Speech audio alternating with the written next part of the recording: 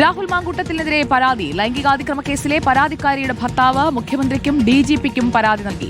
കുടുംബജീവിതം തകർത്തെന്നും യഥാർത്ഥ ഇര താനെന്നും പരാതിയിൽ പറയുന്നു. സായ്കുമാറും TV പ്രസാദും ശ്യാം ദേവരാജുമാണ് നമുക്കൊപ്പം ചേരുന്നത്. സായ്കുമാർ, രാഹുൽ മാങ്കൂട്ടത്തിന് കുരുക്കാവുകയാണോ പുതിയ പരാതി?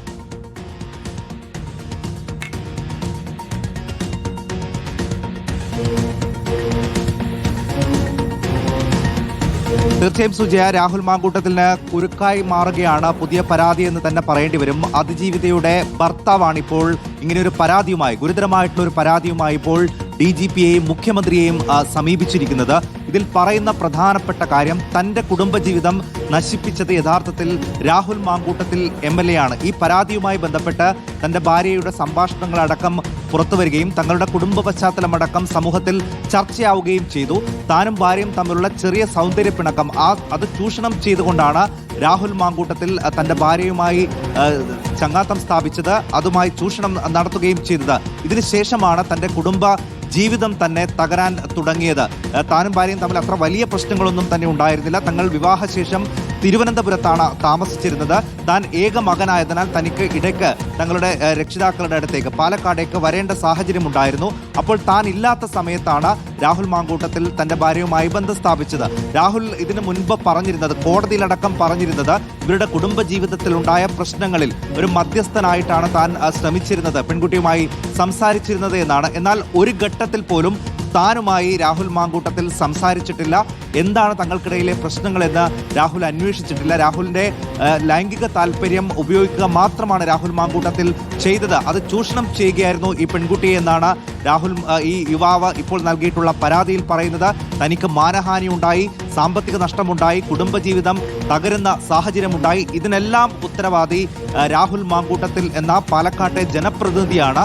BNS 84 വകുപ്പ് ചുമത്തി രാഹുലിനെതിരെ കേസെടുക്കണം എന്ന ആവശ്യമാണ് ഇപ്പോൾ ഈ യുവാവ് മുന്നോട്ട് വെച്ചിരിക്കുന്നത്. ഇതിനോടകം ഈ അതിജീവിതം നൽകിയ പരാതി നിയമ സംവിധാനത്തിന് മുന്നിലുണ്ട്, കോടതിയുടെ അടക്കം മുന്നിലുണ്ട്.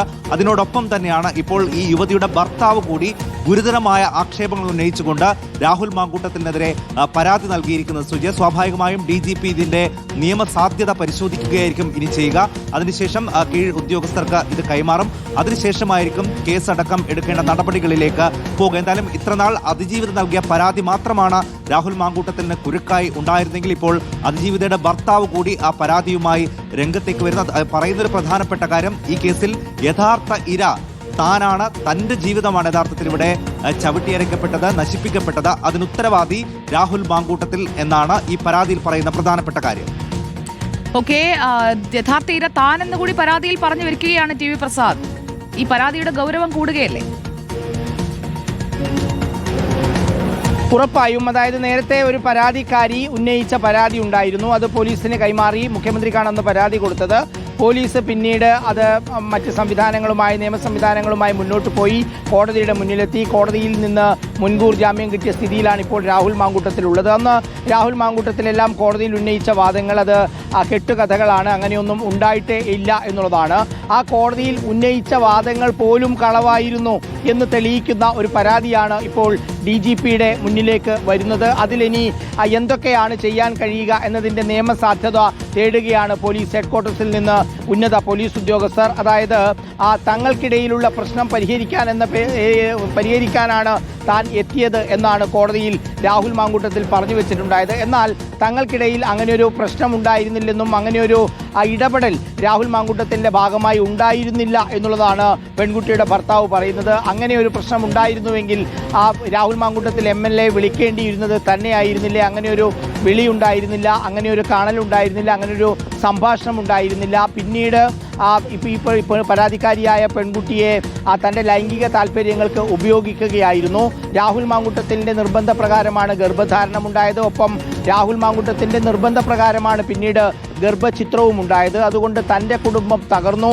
ഒരു MLA എന്ന നിലയിൽ ഈ രീതിയിലല്ല പെരുമാറേണ്ടത്. അതുകൊണ്ട് ഒരു കേസ് രജിസ്റ്റർ ചെയ്ത് ഇതിൽ അന്വേഷണം നടത്തി തനിക്ക് നീതി ലഭ്യമാക്കണം എന്നുള്ളതാണ് പെൺകുട്ടിയുടെ ഭർത്താവ് ഇപ്പോൾ DGPക്കും മുഖ്യമന്ത്രിക്കും കൊടുത്ത പരാതിയിൽ പറയുന്നത്. സ്വാഭാവികമായി രാഹുൽ മാങ്കൂട്ടത്തിൽ MLAക്കെതിരായ പരാതിയായതുകൊണ്ട് തന്നെ വളരെ ഗൗരവമായി തന്നെയാണ് ഇത് പോലീസ് സംവിധാനം എടുക്കാനുള്ള സാധ്യത. ഇനിയിപ്പോൾ എന്തായിരിക്കണം ഇതിലുള്ള നടപടി എന്നത് സംബന്ധിച്ച് DGPയും അതുപോലെ തന്നെ ഹെഡ്ക്വാർട്ടേഴ്സും അതിനുള്ള നിയമ പരിശോധനകൾ ഇതിനകം തന്നെ തുടങ്ങിക്കഴിഞ്ഞു എന്നാണ് നമുക്ക് മനസ്സിലാക്കാൻ കഴിയുന്നത്. എന്തായാലും ഗുരുതരമായ പരാതി തന്നെയാണ് ഉയർന്നിരിക്കുന്നത്. പെൺകുട്ടി മാത്രമല്ല, പെൺകുട്ടിയുടെ ഭർത്താവ് കൂടി പരാതിക്കാരനായി വരുന്നു എന്നുള്ളത്, തൻ്റെ കുടുംബജീവിതം തകർത്തു എന്നുള്ളത്, മോശമായ കഥകൾ പറഞ്ഞുണ്ടാക്കി എന്നുള്ളത്, ഇല്ലാത്ത സംഭവങ്ങൾ കോടതിയുടെ മുന്നിലേക്ക് വലിച്ചിഴച്ചു കൊണ്ടുവന്നു എന്നുള്ളത്, അങ്ങനെ ഒരുപാട് കാര്യങ്ങൾ വ്യക്തമായി പറഞ്ഞുള്ള 5 or 6 പേജുള്ള വിശദമായ പരാതിയാണ് DGPക്കും മുഖ്യമന്ത്രിക്കും ഇപ്പോൾ കൈമാറിയിരിക്കുന്നത്. സുജയ.